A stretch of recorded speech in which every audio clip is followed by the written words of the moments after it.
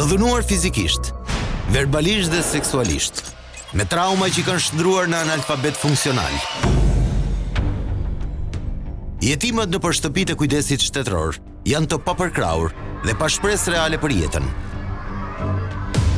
Raportet e organizatave dhe enteve publike zbulojnë gjendjen e mjerueshme të shtresës më të pambrojtur të shoqërisë.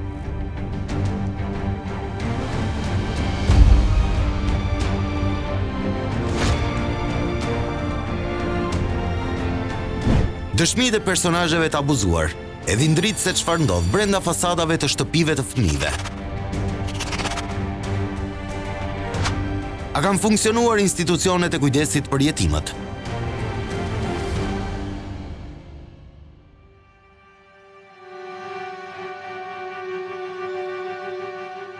Ajo ka jetuar në për institucionet e përkujdesit shtetëror që 40 ditëshe dhe deri në moshën 12 vjeç. Për pak muaj, e mitura mbush 16 vjeçe dhe bashkë me të, jetojnë edhe 4 diagnoza të shëndetit mendor. Identitetin e minorenes fatkeqe nuk do ta bëjmë publik për ta mbrojtur nga diskriminimi. Historia e trisht ka nisur kur nëna e saj, në pamundësi për ta ushqyer e çoi në institucionin e kujdesit jetimve Zyber Allulli, një institucion që ashtu si streha të tjera sheh brenda mureve drama dhe keq trajtime të jetimve, referuar raporteve zyrtare të institucioneve dhe organizatave. Kisha probleme të ndryshme, për shembull, dënoni fëmijët për lekë të muajit. Kisha abuzime, domethënë ofendime nga shokët dhe shoqet, sulm nga shokët dhe shoqet. Domethënë në goditje. Po, i drejtohesha. E dënoni për disa orë, e iqni dënimi. Shere më kanë rrahur. Problemet tjera, sharja, ofendime, më dënoni për lekë të muajt, nga 10.000. Marrën ka dëtimi, marrën 1 muaj, 2 muaj. Njërë nga nervat theva banjon. E vënë nën presion të vazhdueshëm, vajza thot se ka qenë e detyruar të mos tregojë vuajtjet brenda institucionit. Elma ka dyshuar për mirëqenien e vajzës, por nuk ka patur fakte për të vërtetuar ferin siç e përshkruan brenda godinës, ku presupozohej që duhet kujdeseshin për fëmijët fatkeq. Mund të them që kisha dyshuar, ka pasur 3 episode, që unë dyshova sepse shkova për të takuar ishte verë dhe e gjej me shonja në trup, në pjesën e krahut dhe para krahut. Le të themi si shonja të sithura, apo të pickuara, diçka e tillë. Vajza ishte në gjendje shumë të trembur dhe nuk më tregoi asgjë. Pra e shkoi sa unë nuk kisha një fakt, një arsye, një deklaratë nga fëmia im, nuk mund të ndija as zërin as akuzat. Vetë stafi e justifikoi këtë me një përleqje mes fëmijëve, gjë që për ta ishte mos e normale. Ndodhi 3 herë, në periudhë të ndryshme kohore, por vetëm kaq. Në disa raste, nëna nuk ka mundur të takojë të bijën në institucion. Punojësit e shtëpisë së fëmijës janë justifikuar duke i thënë se vajza ka qenë në kamp bashkë me fëmijët e tjerë. Por nëna thotë se më vonë ka kuptuar se vërteta ka qenë krejt tjetër. Refuzimi i takimeve fshitej një skandal. Ka pas periudha të ndryshme, gjatë shumë vjetëve që unë shkoja për të takuar dhe më thosin që është në kamp. Unë i falenderoja profundo dhe falenderoj Zotin, por kampi i saj kishte qenë psikiatria. Nuk më tregonte njëri dhe kur unë vajta, më sugjeruan nevojë urgjente për në psikiatri, kur japem mbiemër për ta shtruar, shikoj që rezultoi që ishte strimi 3. Ishte një bombë shpërthyese për mua, por stafi institucionit nuk e pranoi. Ai pretendonte që ishte, kanë qenë thjesht konsulta, ndërkohë që quhet shtrim në bazë dokumentacionit të spitalit. Po mund të shihej në kamp. Unë ashtu mendoja. Për tentativa vetvrasje. Nga mërësitja, nga që më ofendoni, më rrifte, më kundërvjeshin fëmijët e tjerë. Shumë herë. Të isha me i zanë fund jetës. Pra nëna përforcoi dyshimet në momentin kur fëmia ishte shtruar në spital pa dieninë e saj. Ajo luftoi që ta rrimerte në shtëpi të bijën. Pasi kaloi traumën psikologjike, vajza rrëfeu tek nëna dramën e madhe. Dhuna brenda shtëpisë së fëmijës ishte vetëm një pjesë e historisë.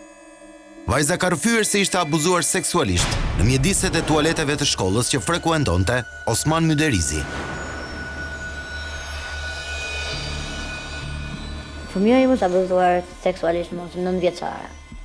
Gjatë kësaj kohe që ndronte në institucion. Dhe e ka marrë vesh vetëm pasi ushtrua për herë të parë në psikiatri dhe brenda një javë ka bërë 7 tentativa vetvrasje. Ka qenë unë që e kam shpëtuar në 7 rastet, dhe në fund edhe mua më thos dorimi pas, okej, nëse ti do të vrasësh veten, mund ta bësh tani. Ose më trego çfarë ka ndodhur, ose bëhet tani. Sepse nuk mund të vazhdoj ashtu pafundësisht. Në çdo minutë e vrau tani, e vrau pastaj. Dhe pikërisht në ato momente më thotë që ishte abuzuar. Në rrëfen se historia e vajzës së saj nuk është trajtuar nga institucionet. Ajo thotë si është drejtuar programit Inside Story, pasi askush nuk e ka dëgjuar. Ende më keq, ajo pretendon se denoncimet e saj janë mbyllur, që çështjat mos kthehej në skandal për institucionet publike dhe drejtuesit në fjalë.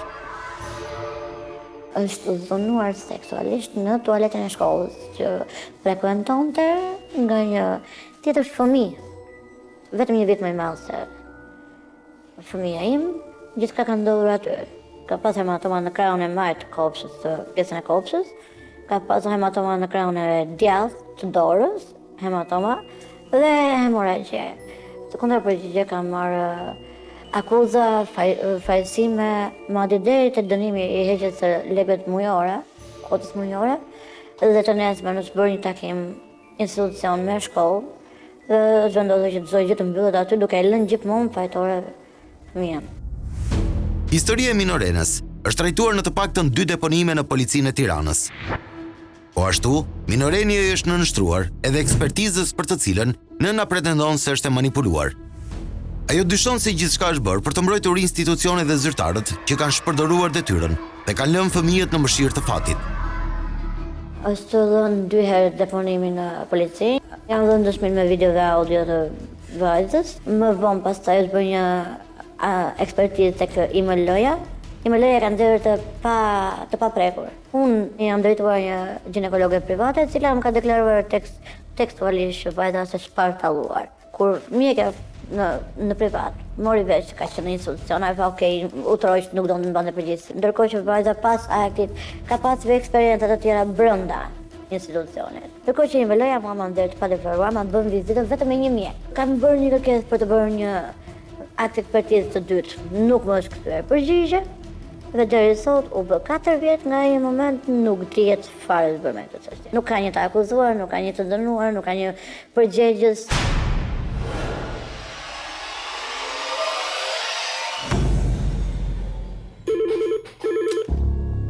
Rasti në fjalë është trajtuar nga shoqata në dobi të gruas dhe qendra për mbrojtjen e të drejtave të fëmijëve në Shqipëri.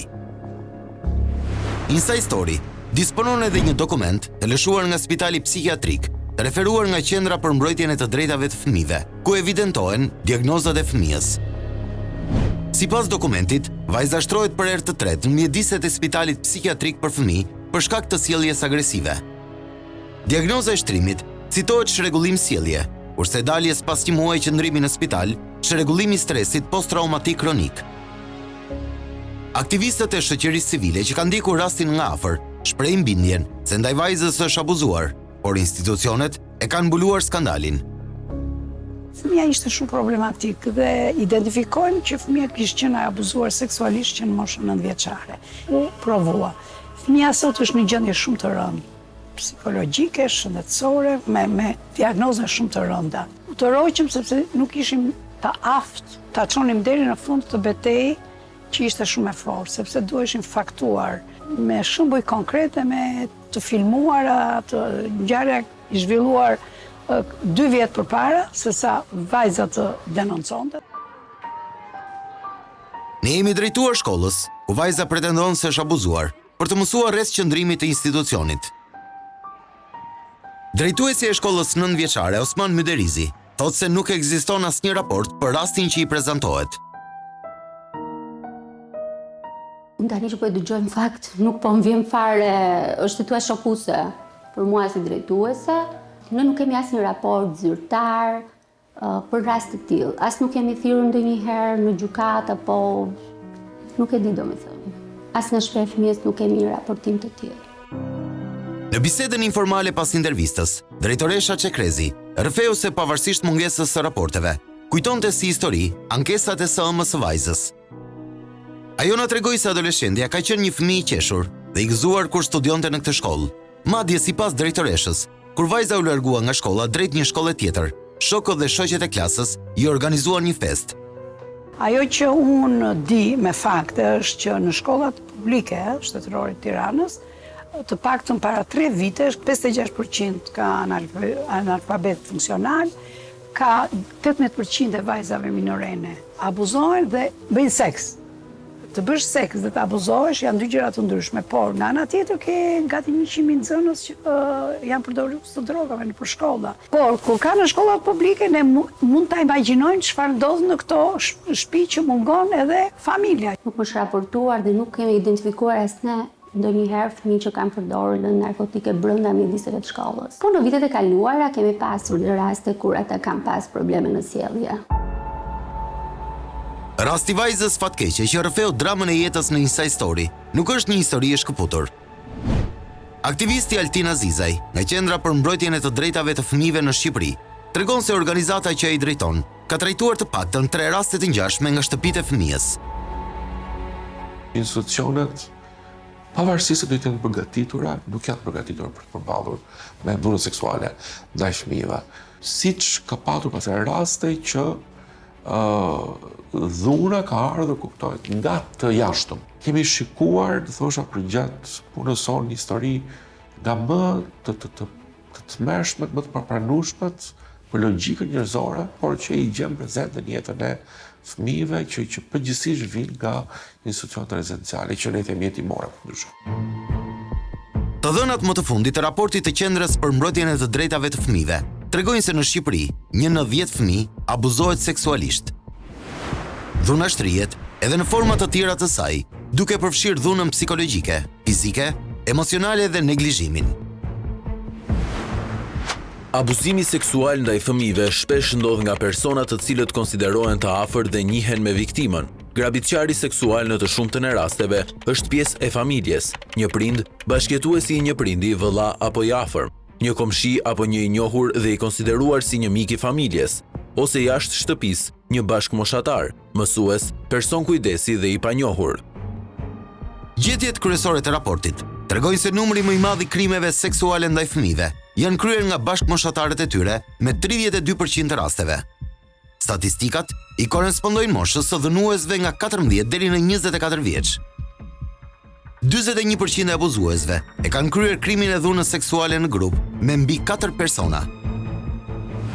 Mosha 10 deri në 14 vjeç është më e prekura nga krimet seksuale, me 44% të rasteve të raportuara, e ndjekur nga mosha 15 deri në 18 vjeç me 36% të tyre. 55% e fëmijëve që i kanë mbijetuar dhunës seksuale jetojnë në kushte tepër të vështira ekonomike dhe rreth 42% e tyre jetojnë në banesa të papërshtatshme për jetesë. Jugu i Shqipërisë renditet në vendin e parë për sa i përket raportimit të rasteve të dhunës seksuale ndaj fëmijëve me 50% të rasteve të raportuara. E ndjekur nga Shqipëria e Mesme me 42% të rasteve të marra në studim, ndërsa veriu i vendit me 8% të tyre. Policia e shtetit renditet në vendin e parë për mbulimin që ajo i ka bërë shërbimeve që marrin fëmijët që i kanë mbijetuar dhunës seksuale, të ndjekur nga shërbimet sociale dhe ato mjekësore shëndetësore. Sistemi i drejtësisë vjen të ketë mangësi serioze në qasjen miqësore dhe kujdesin ndaj fëmijëve. Për mua është një fasadë shumë e mrekullueshme dhe nga brenda do të thosha më keq se feri i Dante Alighieri. Sepse gjithmonë bazuar në rrëfimet e tij me bie. Vajza ka përjetuar aventura njerëzore të torturave të dhunës fizike. Ka përjetuar përleshje deri në ekstrem me shoqet bashkëmoshatare të veta, duke u dëmtuar në përduar, në përkëmbë. Ka përjetuar drama psikologjike të tregimit të historive nga më të ndryshmet, por ka pasur edhe orgji, ka pasur edhe marrëdhënie, ka pasur edhe lidhje që krijonin që na të mosh, domethënë me njëri tjetrin, marrëdhëniet e zaurëshin brenda institucionit, institucioni ka qenë pa kamera. Në këtë institucion ka probleme të trajtimit të këtyre fëmijëve, ku një pjesë prej tyre kanë braktisur shkollën. Fëmijë të rritur përdorin narkotike brenda mureve të këtyre institucioneve. Fëmijë të rritur ushtrojnë dhunë fizike dhe verbale mbi fëmijët e vegjël. Ka fëmijë problematik që dalin nëpër Tiranë dhe lypin në emër të fëmijëve të tjerë. Ka fëmijë problematik të rritur në këtë institucion që grabisin marketet. Sipas të dhënave konfidenciale të siguruara nga komunikatat e brendshme policore, janë 5 fëmijë të moshës 12 deri në 15 vjeç të identifikuar, të cilët janë shndruar në tutor për më të vegjëlit brenda institucionit të kujdesit. Këta fëmijë, rezident në Zyber Allulli, janë problematik dhe rekrutojnë minorenët e tjerë, po nga institucioni për kujdesit shtetror dhe i nxjerrin nëpër Tiranë për të lypur. Këta fëmijë problematik, identitetet e të cilëve nuk mund t'i bëjmë publik për shkak të moshës, raportohen se shkatrojnë mjediset e brendshme dhe orëndit brenda institucionit. Ata ushtrojnë dhunë fizike dhe psikologjike tek fëmijët e vegjël brenda në institucion dhe përmes dhunës i nxjerrin për të lypur. Një prej tyre raportohet se ka braktisur shkollën, vjedh dhe shëtit të rrugëve të Tiranës duke lypur tolla tek qytetarët. Madje raportohet si përdoruesi lëndëve narkotike. Në 25 korrik 2022, ka grabitur 700 deri në 800.000 lek në arkën e Market J, pranë drejtorisë së higjienës. Dhe më datë 25 korrik 2022, është ndaluar nga Komisariati i Policisë i rajonit numër 1, po më 21 shtator 2022 është ndaluar sërish nga ky komisariat. Për të ballafaquar këto informacione dhe për të rrëmuar më tej, Inside Story ju drejtua me kërkesë shërbimin social shtetror për të xhiruar brenda ambienteve të institucionit të kujdesit. Për këtë qëllim, Shërbimi Social Shtetror ngriti një ekip për të shqyrtuar kërkesën dhe konkludoi në përgjigje negative. Lidhur me kërkesën për xhirime brenda shtëpisë së fëmijëve Zyber Allulli, ju bëjmë dije se për arsye të mbrojtjes së privatësisë së fëmijëve dhe të drejtave të tyre, bazuar në ligjin për të drejtat dhe mbrojtjen e fëmijës dhe konventën e mbrojtjes së të drejtave të fëmijëve, nuk mundësohet hyrja për qëllimin e kërkuar nga ju. Së fundmi, kontrolli i lartë i shtetit publikoi një raport auditimi mbi veprimtarinë e shtëpisë së fëmijës Zyber Allulli. Raporti zbardh se kuota ushqimore miratuar për fëmijët rezident në atë institucion është dhënë në normë më të ulët, duke mos garantuar normat kalorike normale. Referuar raportit, nuk është zbatuar niveli i kuotave financiare për shpenzime ditore të ushqimeve. Thënë më thjesht, fëmijët jetim janë keq ushqyer. KLSH në raportin e auditimit thekson se lidhur me nevojat ditore të fëmijëve për lëndë ushqyese dhe kalori, menuja ushqimore përgatitet për të gjithë fëmijët e institucionit, pa dallim, grup moshe, gjinie ose gjendje të veçantë. Në hartimin e menus ushqimore, nuk merr pjesë ekipi multidisiplinar, duke shkelur kërkesat e rregullore së brendshme të organizimit dhe funksionimit të shtëpisë së fëmijës. Vlera në lek e përcaktuar për kuotën ditore për fëmijët nuk i përgjigjet të njëjtës sasi ushqimore që duhet të konsumojnë fëmijët, për shkak të mos respektimit të saj nga institucioni, si dhe mos indeksimit të kuotës ushqimore sipas indeksit. Raporti konkludon se abuzimi shtrihet në 3 vite, 2019, 2020 dhe 2021. Niveli i kuotave financiare të shpenzimeve për ushqime nuk është i përditësuar, duke qëndruar në vlera të njëjta të kostos ditore për çdo grup moshe të fëmijëve prej vitit 2018. Pra, nuk është bërë indeksimi i detyrueshëm.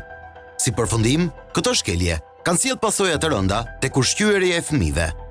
Në raport theksohen edhe problematika të paaftësisë së stafit, gjithashtu edhe shkelje ligjore gjatë zhvillimit të tenderave.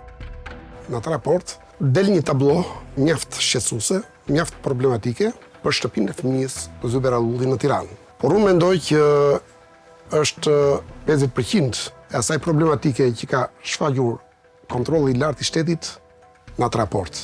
Problemet janë edhe më të rënda se kaq. Në këtë institucion ka probleme dhe më të rënda që lidhen me aspektin psikoemocional të këtyre fëmijëve dhe të edukimit. Inside Story ju drejtua Ministrisë së Shëndetësisë dhe Mirëqenies Sociale për të ballafaquar këtë gjetje, por ky institucion nuk pranoi të përgjigjet interesit ton.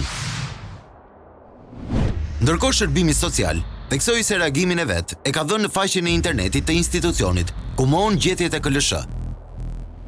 Lidhur me kërkesat e medias bazuar në raportin e kontrollit të lartë të shtetit kryer në shtëpinë e fëmijëve shkollor, Shërbimi Social Shtetëror siguron se fëmijëve dhe të gjithë përfituesve të institucioneve të përkujdesit shoqëror nuk është cënuar për asnjë moment sasia, cilësia dhe kalori ditore ushqimore sipas menuve të miratuara.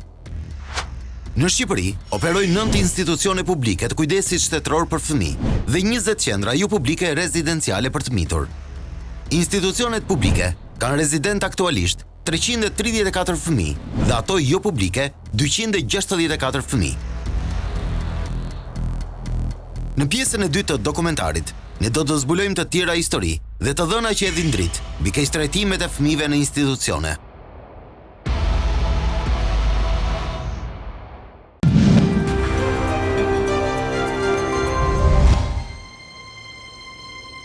Zyber Allulli nuk është e vetmja shtëpi fëmije që rrit fëmijë të traumatizuar dhe keq trajtuar. Në hetim për keq trajtim të miturve. Jam të shokuar në lidhje me ngjarjen e abuzimit seksual me një fëmijë. U arrestuan në akuzën e shpërdrimit të detyrës dhe keq trajtimit të fëmijëve. Është ngacmuar dhe abuzuar seksualisht për disa muaj më radhë. Ka pas djem më të vjeç që kam bërë seks me një vajzë. Dhjetra kronika televizive, denoncime organizatash jo fitimprurse dhe dëshmi ndër vite, kanë treguar makabritetin që përjetojnë fëmijët e braktisur dhe jetim në këto institucione të përkujdesit shtetëror. Një dëshmi të tillë ka dhënë edhe një djalë 20 vjeçar në Inside Story, i cili ka jetuar në këto institucione që në moshën 5 vjeçare i braktisur nga ëma. Së fundmi, ai ka qenë në shtëpinë e fëmijës në Shkodër, përpara se të dilte vetë në jetë. Për shkak të ekonomisë, për shkak që jetoshim në rrugë. Mama jam çoi në hetimore, që 5 vjeç, më bëj shumë me nga dhuna, nga edukatorat, nga parashkolloria, ishte jetoj shumë e keqe, hashim gjysë buket, asnjë gjë më shumë. Ku shkuam te hetimorja, nga 6 deri në 16 vjeç, aty ka pas dhunat pandalushme, spari të rriturit, e dyta edukatorët, kur isha shumë i frikësuar natën, më jepshin ilaçe pa asnjë arsye, me thanë pa asnjë probleme shëndeti. Më kanë çuar në shkollë që ti me kësë më kanë kënë në sëmundje mendore, ti me kësë kanë dashur me të bëtë sëmur. Ky i ri që sot i ka kaluar të 18-tat dhe tashmë ka dalë në jetë, shfaqet me një fjalor minimalist dhe disi i frikësuar. Ai shpreh dëshirën për të ndihmuar të ngjashmit e tij, duke rrëfyer vuajtjet. Por, edhe frika nga kërcënimet është prezente teksa tregon Ferrin, që ka përjetuar që në moshë të mitur, në mjediset e institucioneve shtetërore, ku pati fatin e keq të jetojë. Shkopin, trujn, hekur, gjitha. Nga të rriturit, plus edhe ato që edukatorët, që i tregon se unë bëja urinë në brek, ose motin brek nga frika, në çdo orë sekundi, edhe pa puk nuk na jepshin, në mbyllshin në mrena, në podrum, ose në i derë që është errësirë fare, nuk shikon asgjë. Kam pas shumë sëmundje në jetë, në për shkak të gjitha ilaçeve të pa absurde. Na çoshin mëngjes, në orën 7, për me na çu në shkollë, na shikoshin se bëshin urinë në brek. Edhe kush bën urinë në brek, nuk shkon në shkollë, po mbyllet mrena.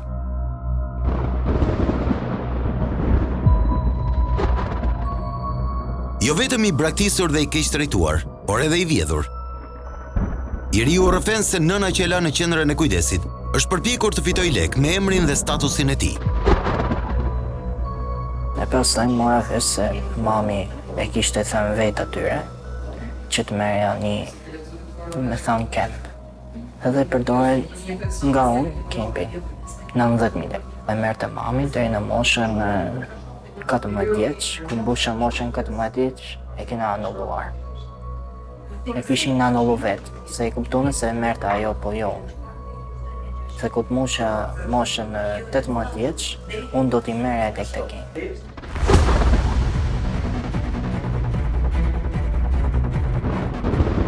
Nga keqtrajtimet e pësuara, i riu thot se ka bërë disa operacione. Këto episode i kanë lënë dëmtime pasojat e të cilave i vuan sot e kësaj dite. Atje u dhënoshin fëmijët të gjithë, seksualisht. O dhuna pandashur. Erdhen çuna të rritur, disa me mbrojtën, disa me ranën në kupton. Edhe unë u holla nga drejtarja e dhomës, dola për jashtë. Edhe unë aty qalla kokën nga muri, se ishte pak me thuma. Edhe unë bëra me shumë operacione, me thonë kam nejtë si traumë. Aty ka kënë traumë më e keqe. Edhe dhëmbët ishin thyer, probleme me shumë gjëra pastaj. Edhe asnjëri nuk e din se çfarë është jetëmorja. Të tjerëve nuk dihet, unë jam i vetmi që po hapi gojën, se të tjerët kanë shumë frikë. Pavarësisht dramave pafund në shtëpinë e fëmijës, sot ky djalë ja ka dalë të sigurojë jetesën me dinjitet dhe punë të ndershme. Por edhe stabilizimi dhe pranimi në punë nuk ka qenë fort i lehtë. Keqtrajtimet që kjo shtresë spëson deri në moshën 18 vjeç në qendrat e kujdesit pasohet nga braktisja dhe mungesa e shanseve për të punuar si gjithë të tjerët. Punova si menaxhues kamerieri, edhe kam pas një rrogë minimale 400.000 lekë plus bonusi i ditës që kishte shumë standard të madhe. Edhe i dhash mamit ato lekë që kisha, i dhash të gjitha asaj, ne të njohë të, edhe me përzej nga shtëpia dhe ngela në mes të Tiranës, rrugëve. Dhe ati shumë do me thënë. Edhe ku i ka në ti në jugë, fjeta jashtë. Përse kjo kategori fëmijësh kryesisht është e destinuar të jetojë me trauma? Përse shteti është dhe përpiqet të mbulojë skandalet jo të pakta që lidhen me dhunën që përjetojnë fëmijët në qendrat e kujdesit shtetëror? Kemi bindjen që pra çkosa nuk ndodh në derën tonë, në pragun tonë, në shtëpinë tonë, mos u përzje është punë të tjerëve. Të njëjtë mentalitet që kemi ne si komunitete, si shoqëri, e shikojmë të zbatuar gjërësisht edhe në institucion shtetëror. Institucionet që pra që kam për detyrë të jenë në paroj të kësaj lufte, janë gjithmonë të fundit. Por le të kthehemi edhe një herë te historia e të rijut që trajtuam. Ai sot ka gjetur forcat dhe dramën e jetës e ktheu në forcë. Një forcë që e ka orientuar të gjejë veten në tregun e punës. Sokoli është shefi kuzhinës, ku djali i braktisur fëmijë që sot është 20 vjeç, punon dhe mëson të perfeksionojë zanatin e kuzhinierit. Ai ka parë të riun tek punonte te një market aty pranë restorantit, teksa ushqej me mbeturinat që biznesi duhet të hidhte në plera. Më bëri përshtypje sepse doli nga supermarketi me një qese dhe ja dha atij shokut të tij. Dhe dëgjova bisedën e tyre që mos u mërzit sepse do të ndihmoj unë që mos fles jashtë. Mbas u largua djali, e pyeta ku punon dhe çfarë problemi kishte. Tha që shokun e kanë nxjerrë nga qendra sociale dhe nuk di se ku do flëri, tha. Pronar ku kam shtëpinë tas në pranon njerëz në shtëpi, tha. Kështu që jam i detyruar që ta ndihmoj. Dhe më bëri përshtypje sepse 60.000 lekë në fundit që kishte ja dha atit për të paguar hotelin për 3 ditë qëndënje. Kjo më bëri përshtypje të jashtëzakonshme dhe mbasi e pyeta, vetëm se nga i ishte, më tha që vi nga shtëpia e fëmijës.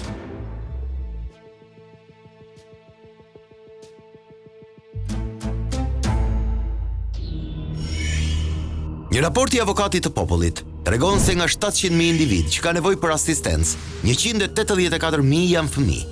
Nga ky grupim, plot 31.000 janë fëmijë jetim. Këta mira fëmijë në nevojë përballen me ekstremin e përpjekjeve raskapitse për mbijetesë. Një pjesë shumë e vogël e tyre marrin asistencë sociale, e cila në masën e përfitimit të saj mbulon vetëm 5% të nevojave minimale të jetës së tyre. Shpërndarja e burimeve financiare në mbështetje të rinjve me shërbime është e pamjaftueshme dhe nuk sjell ndryshime të qëndrueshme në pavarësimin e tyre. Raporti i avokatit të popullit nënvizon se fëmijët që vinë nga familjet e varfra dhe me status të dobës social, romët, fëmijët jetim dhe ata pa kujdesin prindëror, kanë qenë dhe janë viktima të lypsarisë, si rezultati i abuzimit të pareshëm të prindërve të tyre apo tutorëve. Kjo shtresë shfrytëzohet maksimalisht dhe mbeten me trauma të rënda të aspektit psikoemocional. Por rrjedhoj, shpesh ata janë të kërcënuar nga rreziku potencial i shëndetit fizik dhe atij mendor. ne kemi raportuar pranë Komitetit për të Drejtat e Fëmijës në Gjenev. Dhe raportojmë për një situatë që prej vitesh vazhdon të jetë pa e njëjta. Sot të drejtat e fëmijëve, sot dhuna, të gjitha këto fenomene, mungesa e përgjegjësive institucionale për kujdesin ndaj fëmijëve, vijnë për shkak se është politika ajo që në fund të ditës i ka në mos të rasthuar, i ka lënë vetëm individët, familjet, njerëzit. Fëmia së pari do dashurinë. Kujdes do thot dashuri. Dhe dashuria pastaj derivon të gjitha aktet e tjera që është kujdesi për të ngrënë mirë, për të patur shëndet të mirë, për të patur jetë të mirë në të ardhmen, edukim të mirë etj. Unë mendoj që strategjia është okej, por a janë njerëzit e dur në vendin e dur? Ne kemi eksperjenca të këqija. Ekspertët sugjerojnë se vëmendja duhet të vijë nga institucionet. Ajo që duhet sipas tyre është vullneti vendimarrësve dhe buxheti domosdoshëm. Ajo që vjet re është edhe mungesa e një presioni nga shoqëria në tërësi për të mbrojtur shtresën e jetimëve, që mund të konsiderohet shtresa më e pambrojtur dhe e rrezikuar. Situata është e menaxhueshme. Është thjesht mungesa e vëmendjes për aq kohë sa nuk ka ndodhur në shtëpinë e këtyre deputetëve, apo në shtëpinë e kryeministit, apo në shtëpinë e ministrit. Vetëm atëherë e kuptojnë që çojnë nga gjuhë dhe thonë që pas ka një problem këtu dhe duhet bëjmë diçka. Ka fëmijë që dalin në analfabet funksional. Dhe ky është shqetësimi më i madh i imi. Domethënë që në këtë institucion nuk janë vetëm problemet ekonomike financiare të menaxhimit, por janë probleme thelbësore që kanë të bëjnë me formimin dhe edukimin e këtyre fëmijëve dhe me personalitetin e tyre se çfarë do të bëhen nesër. Ata dalin nga këto institucione të deformuar dhe nuk janë në gjendje të vetveprojnë, të ndërveprojnë për të marrë përsipër përgjegjësitë e tyre. Këta fëmijë, si të gjithë fëmijët e tjerë, kanë të drejta të barabarta për të mirë rritur dhe shkolluar që të integrohen në komunitet dhe në tregun e punës. Por a kanë funksionuar reformat e shërbimit shtetëror social në vend? Përse jetimët mbeten rrugëve dhe kush duhet të mbajë përgjegjësi për abuzimin ndaj kësaj shtrese të pambrojtur?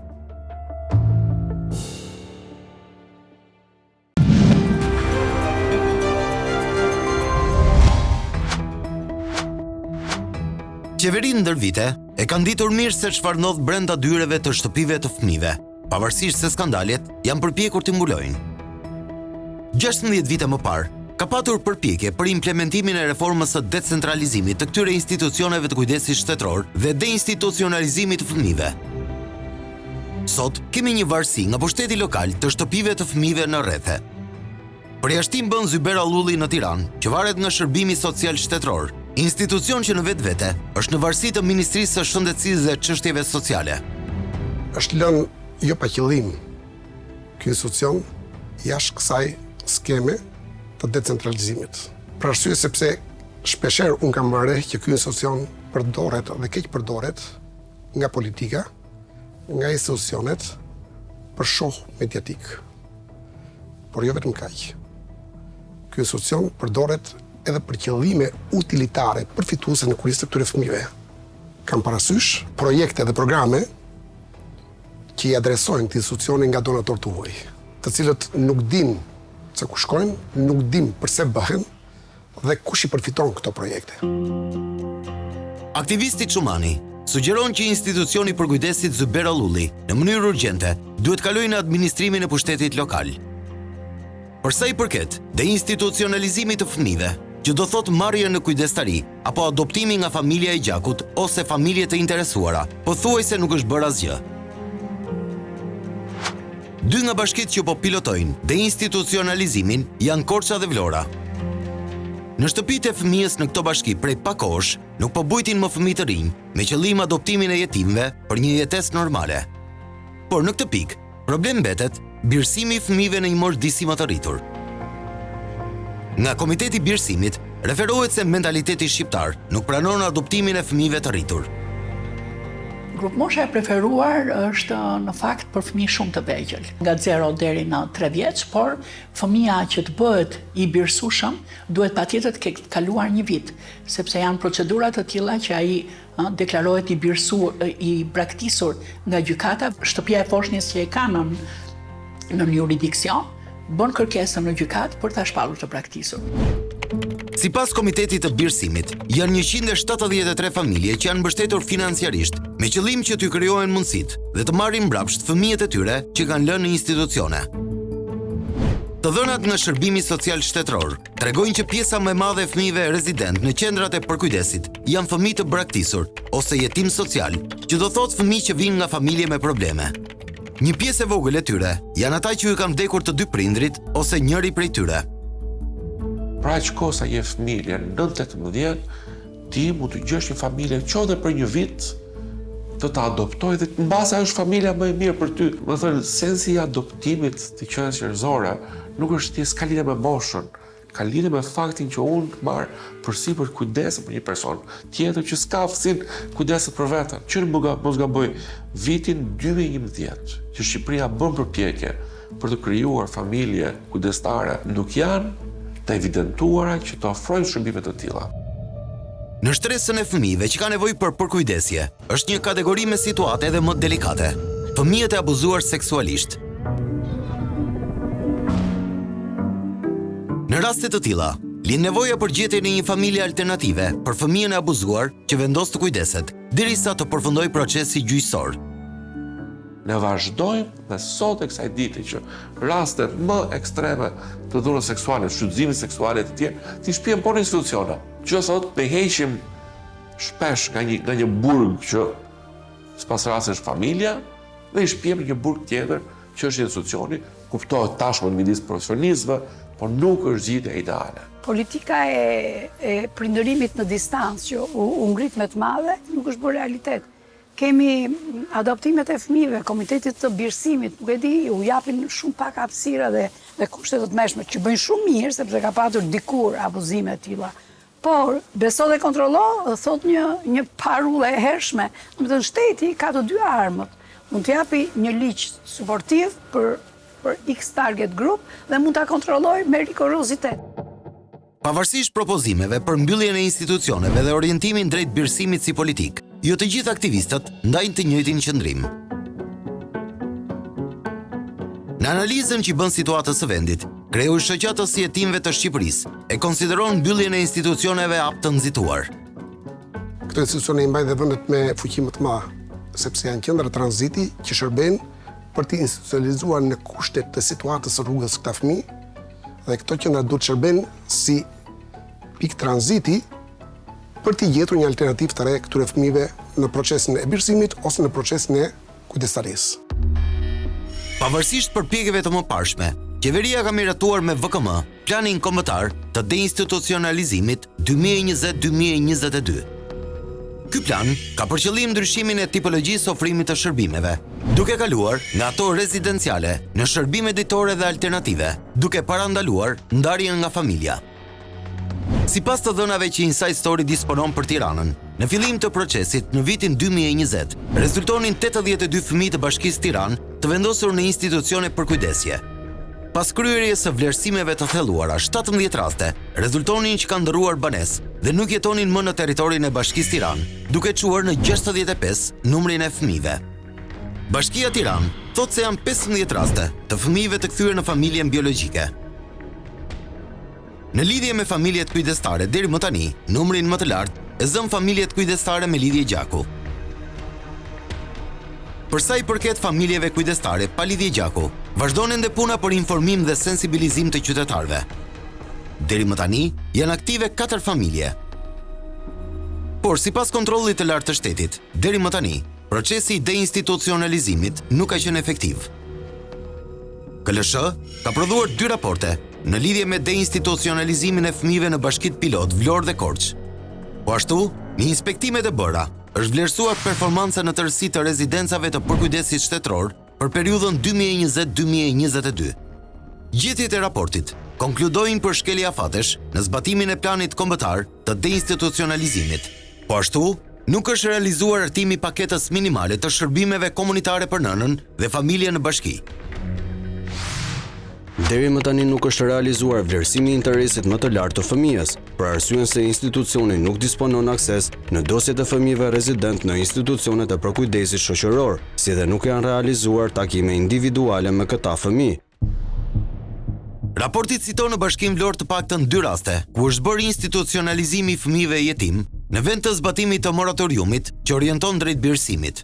Megjithatë, ende nuk rezulton të jenë identifikuar apo ofruar familje potenciale vullnetare për aplikimin e kujdestarisë alternative. Po ashtu, gjetjet e një raporti tjetër të KLSH-s theksojnë një mungesë vëmendje dhe politikash social-ekonomike për programet e përkujdesit dhe përfshirjes sociale. Ky fakt vihet re nga të dhënat për programin buxhetor për kujdesje sociale, që rezulton me një trend në rënje për sa i përket peshës specifike të këtij programi në totalin e buxhetit. Pra kjo shpjegon më së miri gjetjet për institucionin Zyber Allulli, ku nuk ishte financuar mjaftueshëm për ushqimin e jetimëve. Të dhëna që ngren dyshime për ekzistencën e të njëjtit fenomen edhe në institucione të tjera. Sipas KLSH-s, veprimtaria e institucioneve të përfshira në menaxhimin e institucioneve rezidenciale të përkujdesit shoqëror për fëmijë nuk ka rezultuar efektive.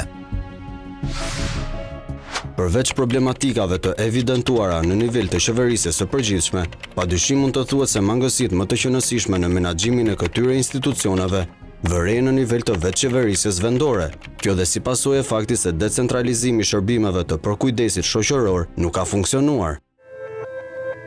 Ende pas shumë viteve, nga nisja e decentralizimit të shërbimeve të përkujdesit shoqëror dhe deinstitucionalizimit të fëmijëve jetim, njësitë e vetë qeverisjes vendore nuk kanë arritur të ndërtojnë strukturat vendore të përshtatshme për të menaxhuar këto procese. Ato ende janë në fazat e para të implementimit të fondit social dhe nuk kanë arritur të krijojnë kushtet minimale në territor për të përballur kostot financiare dhe shoqërore. Edhe vetë institucionet e përkujdesit për fëmijët jetim nuk kanë treguar angazhim për zbatimin e standardeve për administrimin e aspekteve shëndetësore, arsimore, sociale dhe psikologjike të fëmijëve në institucion. Kemi një ligj shumë të mirë me mangësi të vogla për të drejtat e përmbrojtjeve të fëmijëve i vitit 2017. Dhe bashkë me të ka dhe një VKM që cakton përgjegjësinë për bashkirt, për sa i përket asaj që quhet buxhetimi për fëmijë. Nuk ka ndodhur asnjëherë në histori që nga viti 2017 deri sot 22 jeton 5 vjet që një bashki e vetme të thotë po, ja ku është buxheti për të mbështetur këtë fëmijë. Dhe ne si OJF rendim, lypim në të gjithë botën që është alogjike për të gjetur fonde për financuar shërbime në Shqipëri, ndërkohë që është detyrim kushtetues si për qeverinë ashtu edhe për bashkinë. Duhet të ketë patjetër një follow-up të situatës, domethënë si e vlerësojnë ato qëndrimin në ato shtëpi, jo kur janë atje në zonës. Ti intervistosh dhe të bësh pyetësor, ku rriten, ku shkojnë, sa janë të punësuar, sa janë në drejtim, sa janë me shtëpi, sa janë me familje, sa janë me shëndet mendor të keq ose të dobët. Problematika mandej shkon zinxhir, sepse këta fëmijë të rritur dhe të edukuar në këto institucione, në përgjithësi me trauma dhe të frustruar, nuk e gjejnë veten në jetë dhe në tregun e punës, pavarësisht statusit të jetimit, që në letër u jep shumë favore. Ne përballemi me raste të pafundme të fëmijëve jetim që dalin nga këto institucione dhe janë të ekspozuar nga rrisjet e shumta të trafikimit, të abuzimit të tyre, të viktimizimit të tyre, dhe këtu shteti duhet të ndezi kampanat e alarmit.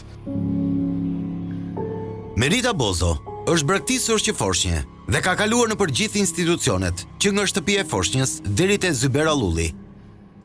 Ajo nuk është kategoria e fëmijëve të abuzuar që zbuluam, por rrëfen se si pasojat e një trajtimi jo të drejtë të një jetimi mbeten gjithë jetën. Ajo thotë se askush nuk e ka marrë parasysh statusin e jetimit dhe është transferuar nga vendi punës pa të drejtë. Punosh 32 vjet laborante dhe të përfundosh punëtore në lavanteri, kjo është kulmi. S'kam lënë njëri pa bërë analiza, edhe të më thuash mua ti pa pikturpi punoj sanitar, të konkuroj unë me shkollë. E shef ç'a bëhet në Shqipëri. U detyrova se s'kisha ku të haja. Ku do jetoja? Me që do jetoja? Rrugën e kisha pak në 550, tani marr 300.000 lekë. Ç'të bëjnë me 300.000 lekë? Bonosi është pezullu se ka vdek pronarja, tani unë jam as në qell as në ajër. Me 100.000 lekë jetoj. 200.000 lekë paguaj qira. Në bazë të ligjit të statusit të jetimit, që është miratuar në vitin 1996, që në gjykimin tim ai është një ligj që kurrë nuk ka plotësuar standardet, vjen në kundërshtim me reformat që janë zhvilluar në gjithë dekada dhe nuk kanë gjetur zbatim minedur për të përfituar ky grup targeti. Në ligj thuhet që u sigurohet strehimi, por strehim nuk kanë. Në ligj thuhet u sigurohet me përparësi punësimi, por punë nuk kanë se nuk kanë shkollën e duhur. Një tjetër problem akut që ka kjo kategori është strehimi.